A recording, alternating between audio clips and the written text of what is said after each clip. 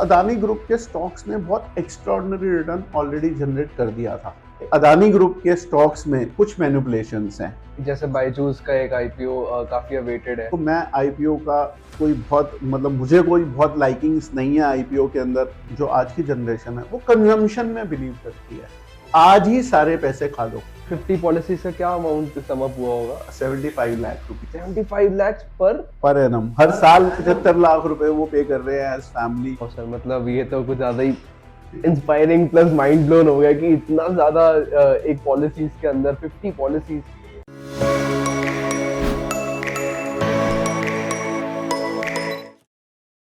So hi guys, welcome to our very first podcast. My name is Prateek and today we have Mr. Sachin Kukreja with us. Hi guys, how are you? कैसे Sachin sir? बहुत बढ़िया। प्रतीक आप बताएं, आपके कैसे हालचाल हैं? बिल्कुल ठीक हूँ सर, बिल्कुल ठीक हूँ। ग्रेट। तो मिस्टर सचिन, आप बताइए अपने बारे में कुछ कि हमारी ऑडियंस को आप क्या आपका एक्सपीरियंस है, आपका मेन वर्क एरिया फील्ड क्या है? प्रतीक, मैंने अपना करियर स्टार्ट किया था फाइनेंशियल लाइन के अंदर इन 2005 from max New York life insurance company. वहां से 2011 तक मैंने मैक्स न्यूयॉर्क लाइफ को सर्व किया और as assistant vice president as AVP मैंने उस कंपनी को छोड़ा। उसके बाद इस कंपनी की को फाउंडेशन की इन 2011। फिन इन्वेस्ट की आप बात कर रहे हैं? Fin invest. सो इन 2012 मेरी वाइफ ने भी हमारी कंपनी को ज्वाइन किया, जो कि बैंकिंग इंडस्ट्री में थी। At that point of time she was branch manager with Kotak bank. So हम दोनों ने मिलकर इस कंपनी को खड़ा किया है और आज हम पावर कपल। Absolutely right.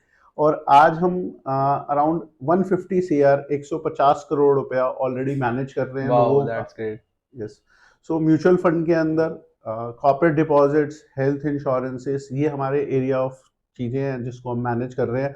और लोग हमारी कंपनी से काफ़ी खुश हैं और अच्छे प्रॉफिट्स बना रहे हैं। लोगों के पोर्टफोलियोज को हम बहुत अच्छे से मैनेज कर पा रहे हैं।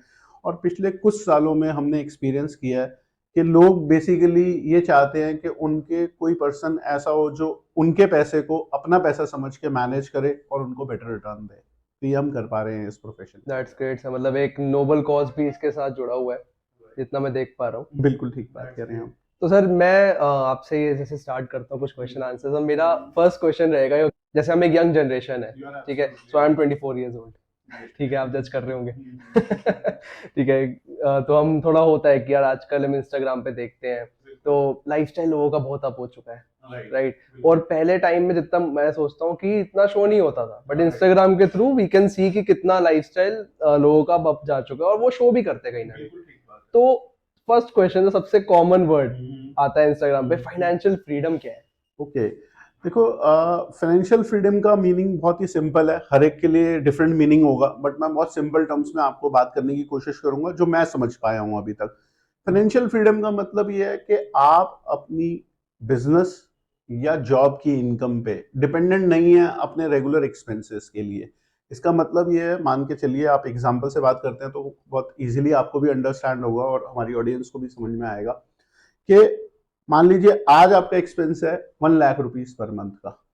तो वो 1 लाख रुपीस के एक्सपेंसेस को टेक केयर करने के लिए आपको या तो जॉब करनी पड़ती है या बिजनेस करना पड़ता है। बट आप जब ना बिजनेस कर रहे हो ना जॉब कर रहे हो, फिर भी आपको 1 लाख रुपए पर मंथ आ रहा हो आपकी पैसिव इनकम से, तो आप फाइनेंशियली फ्री हैं।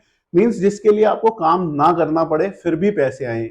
इसको और इजी एग्जांपल से समझते हैं तो आपको क्लैरिटी से समझ में आएगा। मान लीजिए आपने 2 करोड़ की एफडी कर दी आज।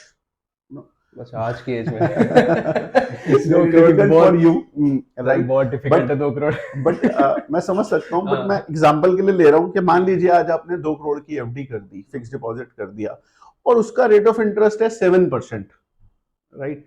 तो 7% आपको फिक्स साल का आ जाएगा, राइट। सो अगर 2 करोड़ की एफडी है तो 7% हुआ आपका 14 लाख रुपीस। टैक्स काट के आपके हाथ में 12 लाख रुपए, मींस 1 लाख रुपए साल का आपको फिक्स हर महीने आ जाएगा। अब आपको उस 1 लाख रुपए के लिए कोई काम तो नहीं करना, कोई मेहनत तो नहीं करनी। सो वो 1 लाख रुपए महीने की इनकम आनी शुरू हो गई तो आप फाइनेंशियली फ्री हो। बट अगेन सेकंड क्वेश्चन, अब ये मेरे पास 2 करोड़ आएंगे कैसे? यही सोच रहा था मैं। कि मैं 2 करोड़ रुपए मेरे पास होंगे तो मैं फाइनेंशियली फ्री होऊंगा। तो जैसे प्रतीक आप बात कर रहे हो फाइनेंशियल फ्रीडम के बारे में, अचीव करना तो बहुत दूर की बात, इस एज में तो बहुत कम ही लोग हैं जो इस बारे में सोच भी पाते हैं। सो कॉन्ग्रेचुलेशंस कि आप इस बारे में सोच पा रहे हो और Thank मेरे you, से sir. सवाल पूछ पा रहे हो। सो हम बात कर रहे थे कि फाइनेंशियली फ्री होने के लिए 2 करोड़ रुपए आएगा कहाँ से, राइट? तो वो उसका स्टेज है, उसके लिए प्लानिंग करनी पड़ती है कि कितने रुपए पर मंथ में इन्वेस्ट करूंगा कहां पर, जिससे मेरे लिए वो पैसे बनेंगे जो मैं सोच रहा हूं कि मेरे को हर महीने पैसिव इनकम आएगी। So it's basically planning. यहाँ पर फाइनेंशियल प्लानिंग की रिक्वायरमेंट होती है। हम क्या अचीव करेंगे, कब अचीव करेंगे, वो तो फ्यूचर की बात है, बट पहले हम उसके लिए प्लान करेंगे। तो आपके हिसाब से like if I am doing my own business right now but अब बहुत ही इनिशियल स्टेज पे हूँ, ठीक है, and I want to achieve the financial freedom, तो वो किस एज पे जाके मैं अचीव कर पाऊंगा? मतलब कब तक मुझे वेट करना पड़ेगा कि यार 1 लाख रुपए बिना किसी काम के आ रहे हैं? अब आज हम 1 लाख रुपए की बात कर रहे हैं, राइट? अगर हम सपोज प्लान करते हैं कि आप 15 ईयर्स के बाद फाइनेंशियली फ्री होना चाहते हो, एक एग्जांपल से, राइट? सो आज से 15 साल के बाद आपको 1 लाख रुपए प्लस इन्फ्लेशन चाहिए होगा। सो मैं आपको थोड़ा सा और अच्छे से एक्सप्लेन करने की कोशिश करता हूँ कि इन्फ्लेशन क्या है। इन्फ्लेशन का मतलब बहुत ही सिंपल है कि आज अगर आपको 1 लाख रुपया चाहिए अपने मैनेज करने के लिए, एक्सपेंसेस को मैनेज करने के लिए, तो 1 साल के बाद आपको 1 लाख रुपए प्लस जो भी रेट ऑफ इन्फ्लेशन है वो भी चाहिए होगा। मान लेते हैं इन्फ्लेशन का रेट 5% है, तो 1 साल के बाद महंगाई जब बढ़ जाएगी तो आपको 1 लाख रुपए प्लस 5,000, 1,05,000 चाहिए होगा सेम लाइफस्टाइल को मैनेज करने के लिए। तो जब हम 15 साल आगे की बात कर रहे हैं तो 15 साल बाद हमारे को 1 लाख प्लस 15 साल की इन्फ्लेशन, मान लेते हैं इन्फ्लेशन रहती है 5%। मैं बहुत सिंपल टर्म्स में बात कर रहा हूं ताकि हर एक को बहुत इजीली अंडरस्टैंड हो सके मेरी बात। अब 15 multiply by 5 is equal to 75, तो 1,75,000 रुपया मोटा मोटा मुझे चाहिए होगा सेम लाइफस्टाइल को मैनेज करने के लिए। तो जब हम आपकी फाइनेंशियल फ्रीडम की प्लानिंग करेंगे और 15 साल आगे की बात करेंगे तो हम आपके लिए 1 लाख रुपए की प्लानिंग नहीं करेंगे, हम 1,75,000 अगर कंपाउंडिंग कर लेंगे तो 2 लाख रुपए के लिए प्लान करेंगे कि सेम लाइफस्टाइल को मैनेज करने के लिए आपको 2 लाख रुपए पर मंथ कैसे आए बिना आपके किसी काम को किए हुए। तो that is called passive income, that is called financial freedom. Great sir, तो ये जो इतनी सारी आपने प्लानिंग बताई है आप सबके लिए करते हैं? हाँ, मेरी जो बेसिक जॉब है वो यही है कि मैं लोगों से पूछता हूँ और समझने की कोशिश करता हूँ कि उनका क्या फाइनेंशियल गोल है, वो क्यों इन्वेस्ट करना चाहते हैं। सबसे इंपॉर्टेंट चीज ये है कि इन्वेस्टमेंट क्यों करनी है हमारे को, हमें अल्टीमेटली चाहिए क्या। हम अपनी प्रेजेंट इनकम में से सेव कर रहे हैं, हम सेव क्यों कर रहे हैं, आज ही क्यों नहीं सारे पैसे खा लेते, हम फ्यूचर के लिए सेव करते हैं। अब फ्यूचर में हमें क्या चाहिए, जब वो क्लैरिटी होती है उसमें फिर इन्फ्लेशन ऐड करके कैलकुलेट किया जाता है कि फ्यूचर में हमारे को कितने पैसे की जरूरत पड़ेगी और क्यों। ये मैं बेसिक जॉब करता हूं लोगों के लिए।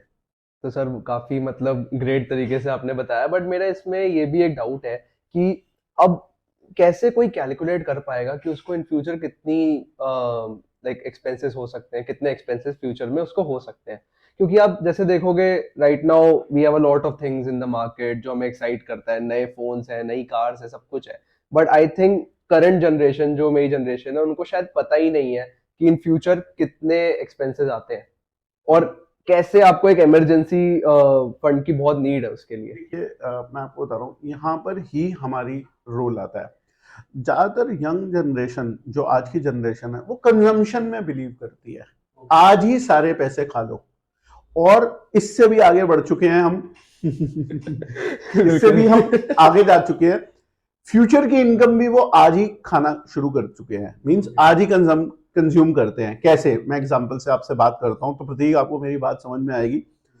हम क्रेडिट कार्ड यूज करते हैं, तो क्रेडिट कार्ड का मतलब यह है कि मैंने आने वाली इनकम आज ही कंज्यूम कर ली।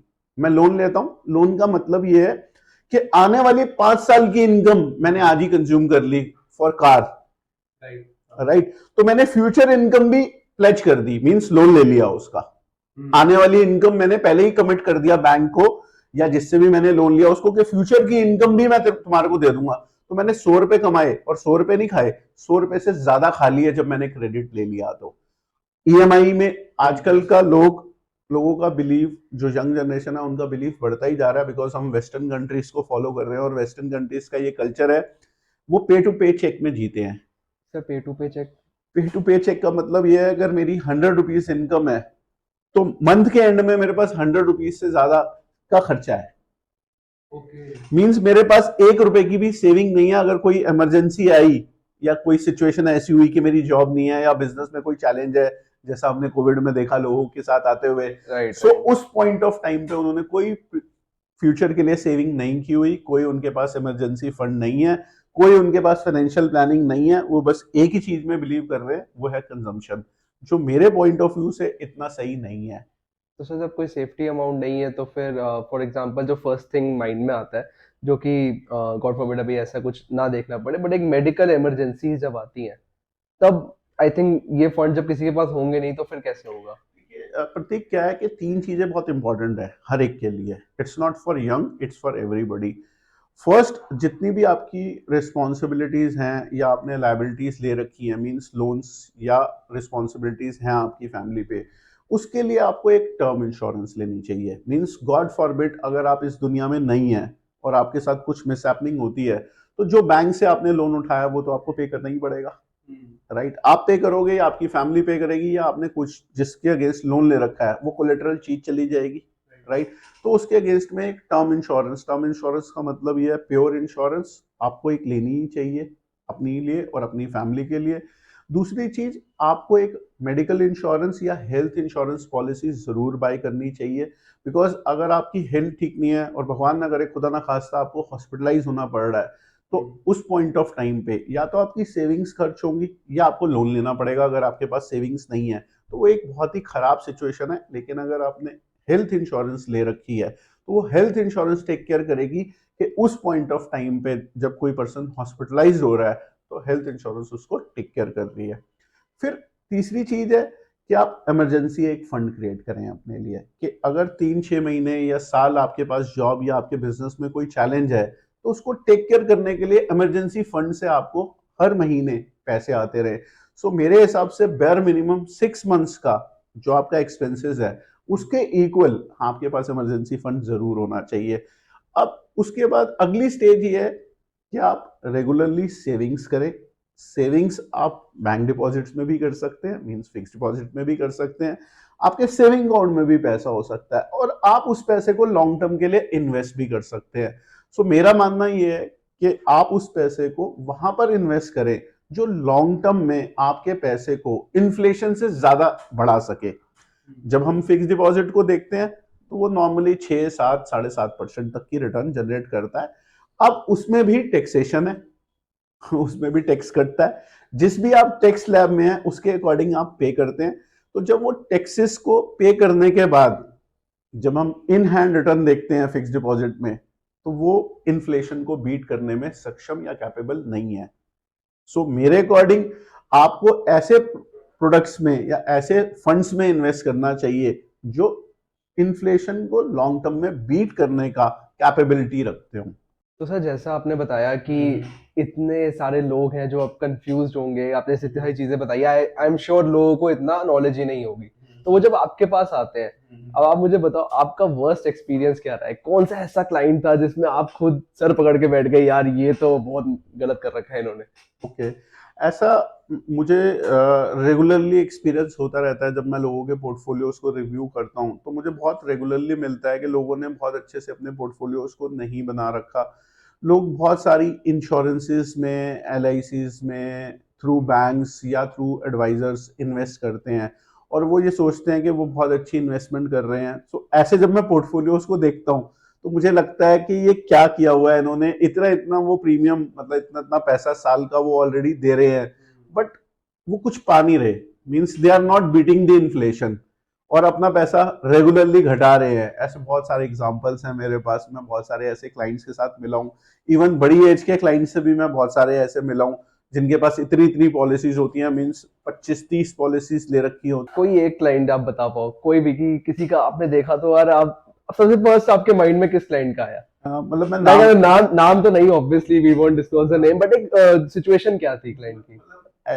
एक फैमिली से मैं मिला, जो कि एक मतलब मैं कह सकता हूँ कि एक बनिया फैमिली थी। उनकी फैमिलीज जो होती है नॉर्मली वो जॉइंट फैमिलीज होती हैं, वहां पर एक जॉइंट फैमिली का कल्चर होता है, और टैक्स सेविंग के लिए वो 1.5 लाख पर पर्सन पर पैन जरूर सेव करते हैं। सो उस फैमिली के अंदर जब मैंने देखा तो उनके मतलब उनके अराउंड 50 पॉलिसीज पूरी फैमिलीज ने ले रखी हैं, और रिटर्न ले रहे हैं मात्र 5% साल का, जो शायद कि उससे भी कम। इन्फ्लेशन से भी कम है। वो इन्फ्लेशन से भी कम है, कुछ भी नहीं है उनके लिए। 50 पॉलिसीज का क्या अमाउंट सम अप हुआ होगा? 75 लाख रुपए 75 lakhs पर? पर एनम, हर साल 75 लाख रुपए वो पे कर रहे हैं एज फैमिली।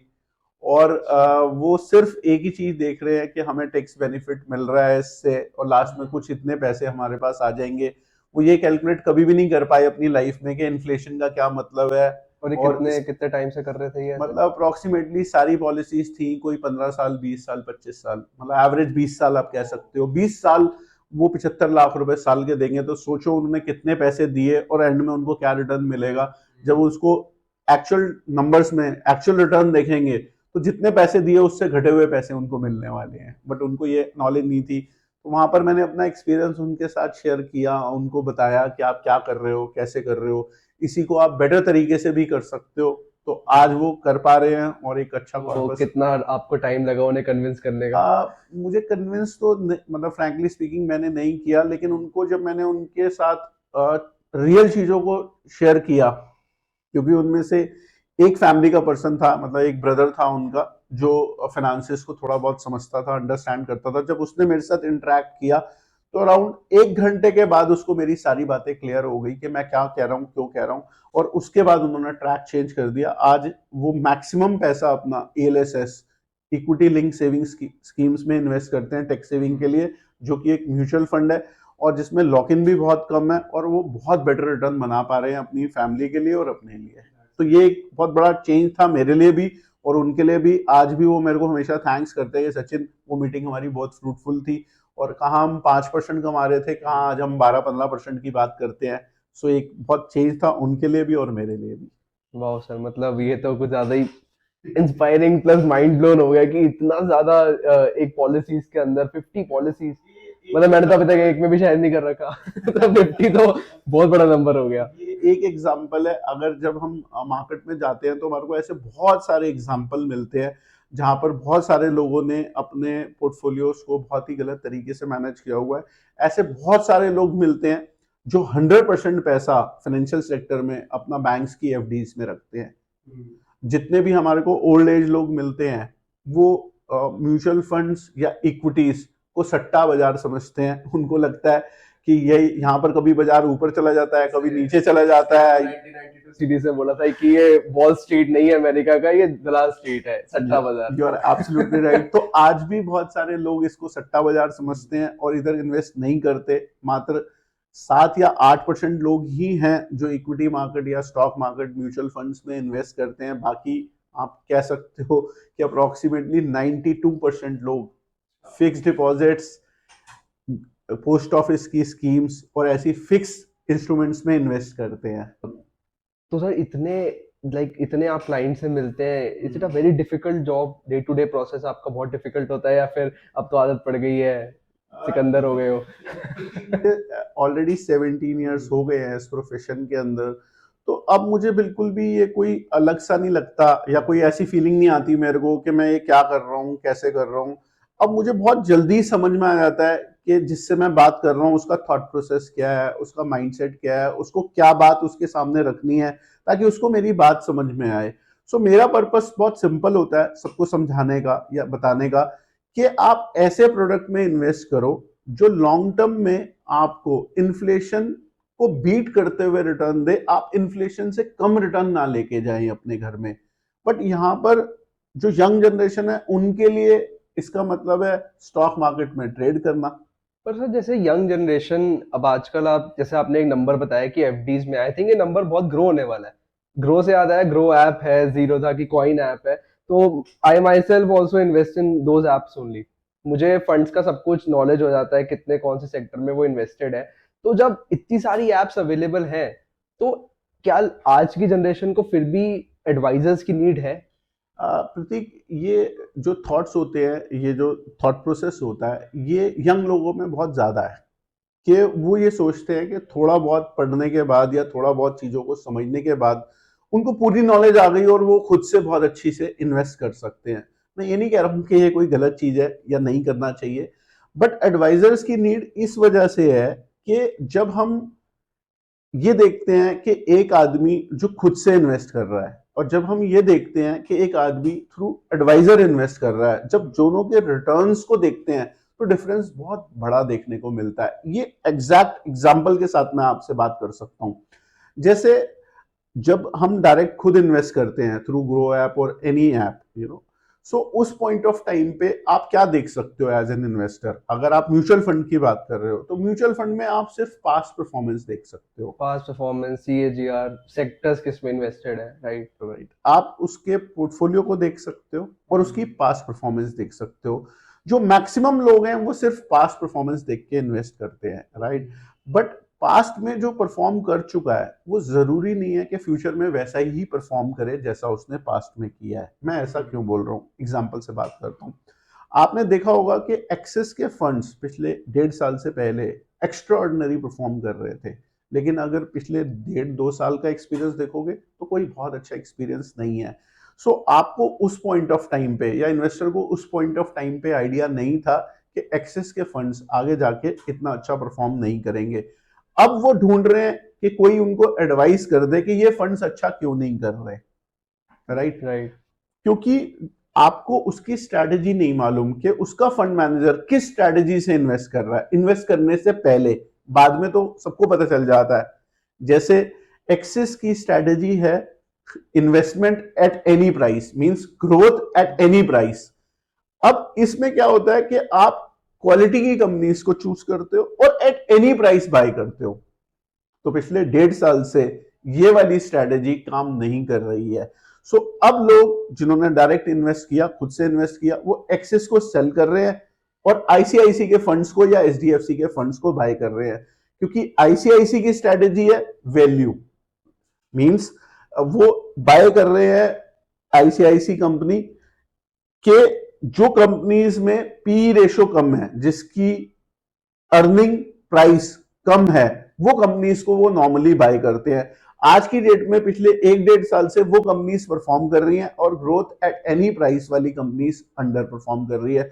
अब लोग वहां से पैसा निकालेंगे और यहां मूव करेंगे।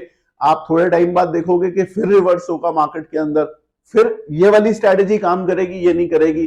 तो ना आपने वहां पैसे बनाए ना आपने यहां पैसे बनाए, मींस आप हमेशा एज एन इन्वेस्टर रिटर्न को चेस करते हो। दोनों साइड से ठोकर खाएंगे। यस, जब भी आप रिटर्न को चेस करोगे तो आप प्रॉफिट्स नहीं पाओगे। बिफोर हैंड आपको कैलकुलेट करना होता है कि कौन सा फंड या कौन सा सेक्टर फ्यूचर में बेटर कर सकता है और क्यों। अगर ये रिसर्च आप खुद कर सकते हो तो शायद आपको एडवाइजर की जरूरत नहीं है।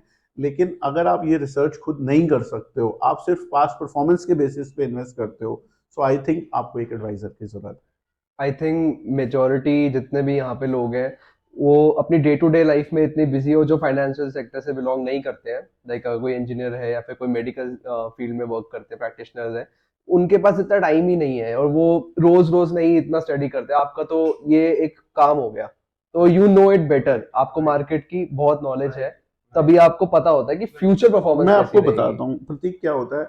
मैं सारी कंपनीज के सीआईओ, फंड मैनेजर से ऐसे ही मिलता हूँ जैसे मैं आपसे मिल रहा हूँ। Thank you sir. अब तो ऑनर, अब ऑनर फील हो रहा था थोड़ा। सो वहां पर जब मैं उनसे डिस्कशन करता हूं कि उनके पोर्टफोलियो के ऊपर कि आपने ये स्टॉक्स क्यों लिए हुए हैं, आपका थॉट प्रोसेस क्या है इसके पीछे, जब वो सारा अपना थॉट प्रोसेस हमारे साथ शेयर करते हैं तो हमें आइडिया लग जाता है, बेटर आइडिया लग जाता है एक इन्वेस्टर के मुकाबले कि कौन सा फंड अच्छा कर सकता है और क्यों। ऐसा नहीं है कि फंड मैनेजर खुद से नहीं बताता, फंड मैनेजर खुद से बताता है कि मेरा फंड इस दौरान अंडर परफॉर्म करेगा। बट क्योंकि आप फंड मैनेजर को नहीं मिल रहे हो, आपको आइडिया नहीं है कि कौन सा फंड मैनेजर किस टाइम पे आउट परफॉर्म करेगा और किस टाइम पे अंडर परफॉर्म करेगा। सो ये हर इन्वेस्टर इन्फॉर्म्ड इन्वेस्टर नहीं हो सकता। सो हम इन्फॉर्म्ड रहते हैं बिकॉज हमारा डे एंड डे आउट काम ही यही है. सो दैट्स वाई एडवाइजर्स मेरे अकॉर्डिंगली थोड़ा बेटर मैनेज कर सकते हैं पोर्टफोलियोज को. तो सर आपको अब जैसे आपने बताया कि इतनी मार्केट की ऐसे आपको नॉलेज है because you work every day in this, तो आजकल जो मार्केट में दो क्वेश्चन मेरे हैं, ठीक है, पर्सनल. तो फर्स्ट इज लाइक जो मिस्टर अदानी का हम देख रहे हैं न्यूज में, हिंडनबर्ग रिसर्च के बारे में बहुत सुनने में आ रहा है.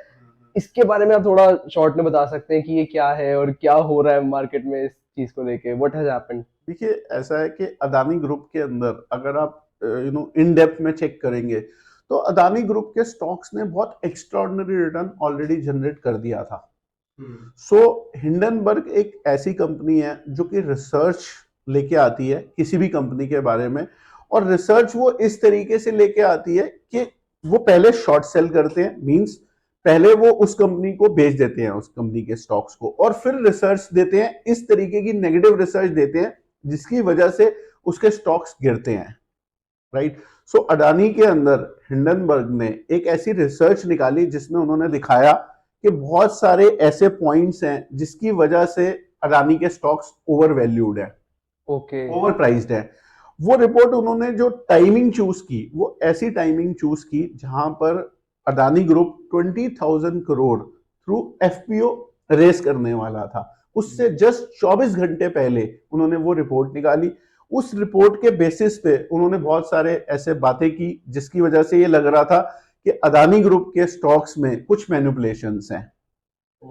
राइट. सो और उन्होंने शॉर्ट सेल कर रखा है, मींस उनकी रिपोर्ट के बेसिस पे वो स्टॉक्स नीचे जाएंगे और हिंडनबर्ग को उसका प्रॉफिट मिलेगा क्योंकि उसने ऑलरेडी उनके स्टॉक्स को सेल किया हुआ है. सो वो अपने प्रॉफिट को निकालने के लिए ऐसी रिपोर्ट लेके आया. अब कितनी वो जेन्युइन है कितनी जेन्युइन नहीं है ये तो समय बताएगा. तो आपके हिसाब से कि ये कंस्पिरेसी है? अब देखो ऐसा नहीं है, ये एक वेल प्लान्ड टाइमिंग के साथ लॉन्च की हुई रिपोर्ट है जिसके बेसिस पे उस कंपनी को जिसने ये रिपोर्ट निकाली है उसको बेनिफिट मिल रहा है और अदानी ग्रुप को इसका लॉस हो रहा है. अब जब हम शेयर प्राइसेस को देखते हैं, शेयर प्राइसेस में या स्टॉक मार्केट में एक सबसे अच्छी चीज पता है क्या है? ये दूध का दूध और पानी का पानी कर देती है. यहाँ पर किसी को भी यहाँ पर ऐसा कोई वरदान प्राप्त नहीं है कि उसके शेयर सिर्फ ऊपर ही ऊपर जाएंगे. सो यहाँ पर अगर आप गलत कुछ भी करते हो या ऐसा कुछ पाया जाता है कि स्टॉक ओवर वैल्यूड है, उतना उस बिजनेस में दम नहीं है जितना उसका प्राइस ऊपर चला गया है, तो ऑटोमेटिकली ये मार्केट उसके प्राइस को करेक्ट कर देती है जो अदानी ग्रुप में हो रहा है. सो ये कोई नई चीज नहीं है. आप लोग क्योंकि आजकल सोशल मीडिया का टाइम है, न्यूज ये बहुत कुछ चलता है और बहुत नॉइज होती है, बट अगर आप मेरे से पूछोगे तो मैं पिछले कई सालों से ऐसी बहुत सारी रिपोर्ट्स और ऐसे बहुत सारी चीजें ऑलरेडी देख चुका हूं. तो मेरे लिए कोई नई चीज नहीं है और ये फर्स्ट एंड लास्ट टाइम नहीं है. ये होती थी, होती है और होती रहेगी स्टॉक मार्केट में, बट इसका मार्केट पे कोई बहुत ज्यादा इंपैक्ट नहीं होगा. सेंसेक्स इंडाइसिस मींस निफ्टी, इसका इस पे बहुत ज्यादा कोई इंपैक्ट हो इसके चांसेस मुझे बहुत कम लगते हैं. सो ये एक अदानी से रिलेटेड न्यूज है जो मुझे लगता है कुछ टाइम के अंदर ठंडी हो जाएगी, फिर लोग भूल जाएंगे और वापस से मार्केट वैसे ही परफॉर्म करेगी जैसे पहले परफॉर्म करती थी. तो सर पिछले 1-2 साल में जो ये बिग आईपीओज आए थे, जोमेटो, नाइका, पेटीएम, पॉलिसी बाजार का IPO, and people have made a lot of money out of them, मतलब आईपीओ से भी और जो ओपनिंग प्रॉफिट इनका होता है. तो अब ये एक मैंने देखा ये वेव थोड़ा सा कम हो गई. जब जोमेटो फर्स्ट टाइम आया था it was a big wave, ठीक है, काफी लोग एक्साइटेड थे और प्रॉफिट भी उसमें हुआ, ऑल्दो बाद में जोमेटो काफी गिर गया. Same went with Nykaa, but Paytm में हमें ये नहीं देखने को मिला, काफी लोगों को लॉस हुआ. तो ये क्या वेव थी और अब आने वाले टाइम पे कोई ऐसे आईपीओज है जिसमें अभी भी हम ट्रस्ट कर सकते हैं? देखो प्रतीक, मैं आपको बताता हूँ होता क्या है कि मार्केट में ना टाइमिंग बहुत इंपॉर्टेंट होती है आईपीओस के लिए, आपके लिए नहीं, आईपीओस के लिए. तो जो कंपनीज के आईपीओस लाते हैं वो बहुत प्लानिंग से लेके आते हैं. जब मार्केट अपसाइड होती है, मींस मार्केट अराउंड पीक पे होती है, तो मैक्सिमम लोग का इंटरेस्ट शेयर मार्केट की तरफ बढ़ जाता है. उस पॉइंट ऑफ टाइम पे वो कंपनीज ज्यादा से ज्यादा पैसा उठाने के लिए महंगे से महंगे रेट पे अपने शेयर को बेचने के लिए जनरल पब्लिक को वो आईपीओ उस पॉइंट ऑफ टाइम पे लेके आती है. तो मेरा कहना यही है कि आप आईपीओ में इन्वेस्ट करने से पहले एक बहुत अच्छी सी रिपोर्ट आती है उस आईपीओ के अंदर, आप चेक करें। वो रिपोर्ट कहती है, क्या नाम है सर रिपोर्ट का? मैं बताता हूँ, सेबी जब आईपीओ हम कोई भी आईपीओ में पैसा रेस करने की बात करता है तो आपने देखा होगा न्यूज़पेपर पे एक बहुत बड़ी सी एड आती है। आई डोंट नो आप देखते हो या नहीं देखते हो। न्यूज़पेपर नहीं पढ़ता। राइट। राइट। सो बहुत इंपॉर्टेंट है, उसमें बताया जाता है कि हम कितना पैसा रेस करने वाले हैं और बहुत सारी ऐसी इंफॉर्मेशन होती है जो वो लोगों को देना कंपलसरी होता है जिसको आईपीओ में पैसा रेस करना होता है। उसमें एक बहुत इंपॉर्टेंट पॉइंट होता है जिसको हमें टेक केयर करना चाहिए as an investor before investing, कि पिछले 1 साल या 2 साल या 3 साल में वो कंपनी ने कितने रेट पे पैसा रेस किया है। मींस मान लीजिए कि एक कंपनी है, वो कह रही है कि मैं अपना आईपीओ 100 रुपीज के प्राइस पे ला रही हूं। हो सकता है 1 साल पहले उसने 10 रुपए के प्राइस पे पैसा रेस किया हो, तो 1 साल में ऐसा क्या हो गया कि 10 रुपए का रेट 100 रुपए हो गया। राइट। मींस 10 गुना बढ़ गया। ऐसा क्या हो गया उस कंपनी में पिछले 1 साल में। सो इट्स वेरी इंपॉर्टेंट, क्योंकि जो भी आईपीओ में पैसा लगाया जाता है वो एक हार्ड अर्न मनी होती है। राइट। लोग शॉर्ट टाइम में, शॉर्ट टर्म में ज्यादा पैसा बनाने की सोचते हैं, इस वजह से वो आईपीओ में इन्वेस्ट करते हैं, बट मेरे अकॉर्डिंग ऐसा हो नहीं पाता। जो अच्छे शेयर्स होते हैं वो अलॉट नहीं होते, जो इतने अच्छे शेयर्स नहीं होते वो पूरे के पूरे अलॉट हो जाते हैं और उसका प्राइस नीचे खुलता है और आप फिर फंस जाते हो। सो मेरे अकॉर्डिंग आईपीओ में इन्वेस्ट करने से पहले बहुत अच्छे से रिसर्च करना चाहिए, फिर इन्वेस्ट करना चाहिए।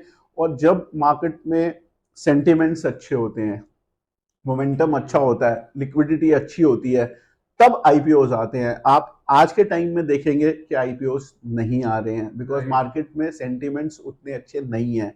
आज उनको वो वाले प्राइस नहीं मिलेंगे जो वो चाहते हैं।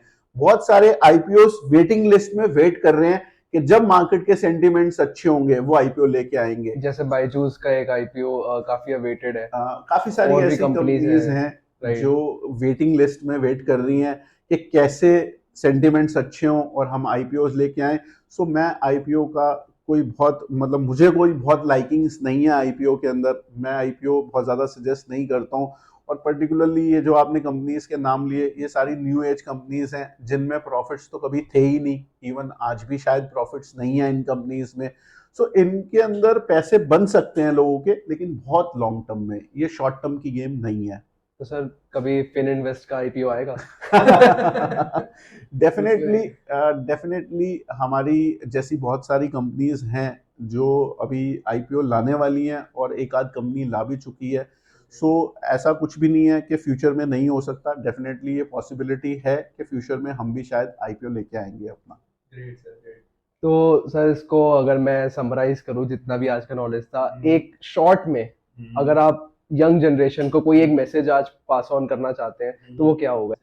बहुत ही सिंपल वर्ड्स में मैं बात करने की कोशिश करूंगा कि आप प्रेजेंट में कंजम्पशन जरूर करें, जरूर अपने पैसे खाएं, लेकिन ये भी कैलकुलेट करें कि फ्यूचर में क्या आपकी फाइनेंशियल नीड्स हैं जो आने वाली है, उसको में इन्फ्लेशन ऐड करके आप वो फ्यूचर में अपनी जो भी नीड्स होंगी उसको कैसे फुलफिल कर पाएंगे।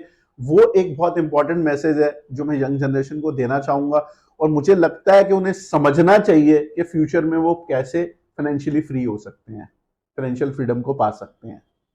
तो इसी मैसेज के साथ मेरे को लगता है कि अब जनरेशन को चलना चाहिए to achieve the financial freedom. और कंजम्पशन डेफिनेटली थोड़ा कंट्रोल्ड वे में करनी चाहिए। Absolutely right. बड़ी गाड़ियां, बड़े घर, ये सपने तो बहुत अच्छे हैं, लेकिन इसको पूरा किस तरीके से आप बेटर वे में कर सकते हो वो कैलकुलेट करके अगर आप काम करते हो। बड़ी गाड़ी लेना कोई खराब बात नहीं है, बड़ा घर देखना कोई अच्छी बात है, लेना भी चाहिए, लेकिन क्या हम उसको अफोर्ड कर सकते हैं, कितना हम अफोर्ड कर सकते हैं। जब ये कैलकुलेट करके आप काम करोगे तो आप ज्यादा सक्सेसफुल होगे। Sir thank you for this all of this knowledge. मतलब जितना आपने आज बताया, लाइक इसको मैं अगर सम अप भी कर पाऊँ तो वो भी बहुत इनवैल्यूएबल है, बिकॉज एक यंग जनरेशन के लिए कोई ऐसी मेंटरशिप लेना बहुत ही आजकल रेयर चीज है, जितना मेरे को ऐसा लगता है। देखो Pradeep, thank you to you कि आप हमारे ऑफिस आए और हमारे से मीटिंग कर रहे हो। ये मेरे लिए भी बहुत इंपॉर्टेंट है, यंग लोगों को जानना, समझना और अंडरस्टैंड करना कि वो कैसे सोचते हैं, क्या उनका थॉट प्रोसेस है, क्या उनका माइंडसेट है, इससे मुझे भी बहुत कुछ सीखने को मिला है। It's always two way, it's not one way. और बहुत सारे यंग लोगों के मेरे को फोन कॉल्स भी आ रहे हैं, लोग विजिट भी कर रहे हैं, और मेरा पर्पस उनको समझाने से ज्यादा खुद समझना है कि वो क्या सोच रहे हैं, कैसे सोच रहे हैं, और कैसे मैं ज्यादा से ज्यादा लोगों को, पर्टिकुलरली यंग लोगों को हेल्प कर सकता हूँ। इंस्टाग्राम के थ्रू, फेसबुक के थ्रू हम हेल्प करने की कोशिश कर रहे हैं मैक्सिमम यंग यंग लोगों को, ताकि वो समझ सके कि इन्वेस्टिंग उनके लिए क्यों जरूरी है। तो एटलीस्ट सर मेरे को तो बहुत गाइडेंस मिल गई है, ठीक है। And I will definitely assure you कि कल से सबसे पहले मैं ही आऊंगा आपके पास इन्वेस्ट करने, कि आप मेरा पोर्टफोलियो सबसे पहले बनाइए, क्योंकि because I think financial freedom के लिए this was the best knowledge I could ever get.